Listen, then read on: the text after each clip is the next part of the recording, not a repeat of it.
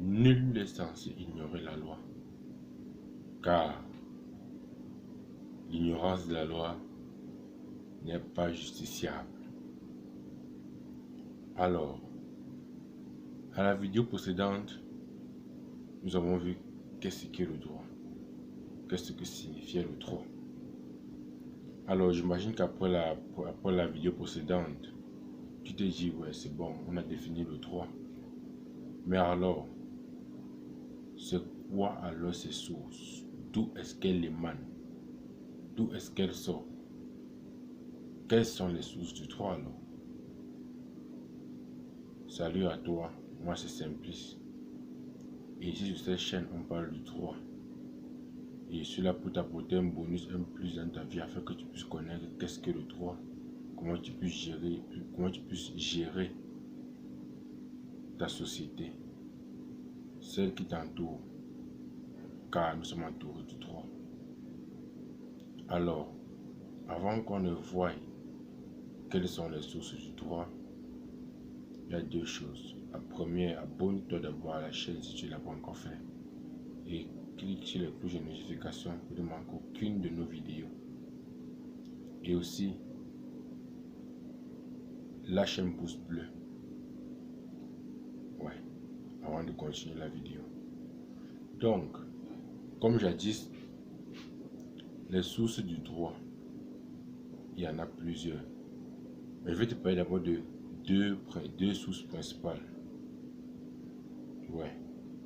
Il y a la source écrite et la source non écrite.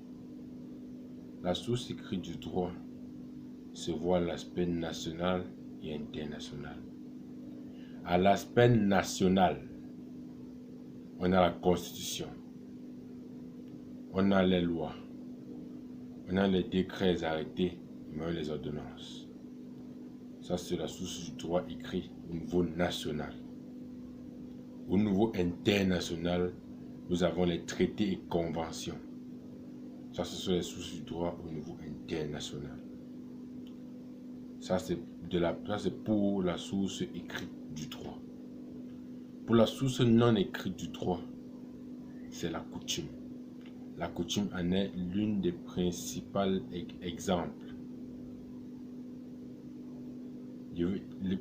C'est donc quoi alors la coutume?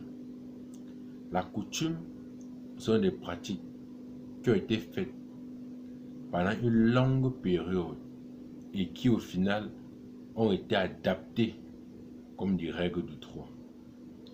Je sais que ce serait un peu dur pour toi, mais je vais te donner un exemple dans notre contexte en Afrique, surtout au Cameroun. Nous savons que le mariage coutumier n'est écrit dans aucun texte de notre pays.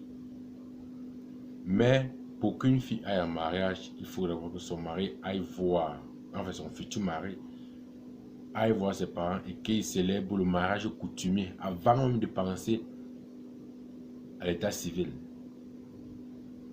Nous voyons que ça a été une règle de droit, or c'est la coutume, parce qu'elle a été longuement pratiquée. Elle a fini par devenir comme une règle de droit qui est applicable dans notre société. Ça, c'est un exemple de la coutume. Elle se pratique aussi au niveau national et international. Au niveau national, c'est comme l'exemple que j'étais pris. Au niveau international, nous avons l'article 38 du statut de la Cour internationale de justice.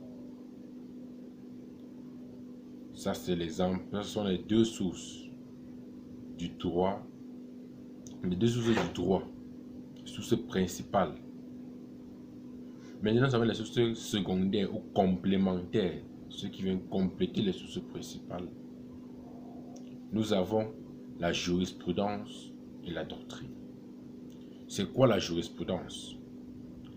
La jurisprudence sont des jugements, les décisions de justice rendues au tribunal par un juge dans des cas où la loi est silencieuse ou incomplète. Dans des cas où la loi est silencieuse ou incomplète. Et d'autre part, nous avons la doctrine. C'est quoi la doctrine? La doctrine sont ces idées émises par ces grands auteurs juristes dans le monde qui ont apporté un plus dans un certain domaine bien précis, où la loi a souvent des difficultés à pouvoir cerner ses pas et ses marches.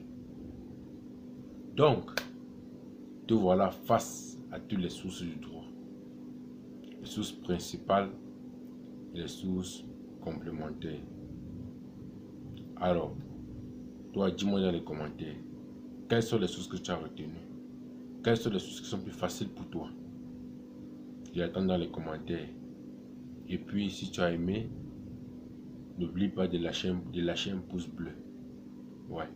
Et si tu ne l'as pas encore fait, pense à cliquer sur s'abonner et la cloche de notification pour ne manquer aucune de nos vidéos. À très bientôt sur la chaîne.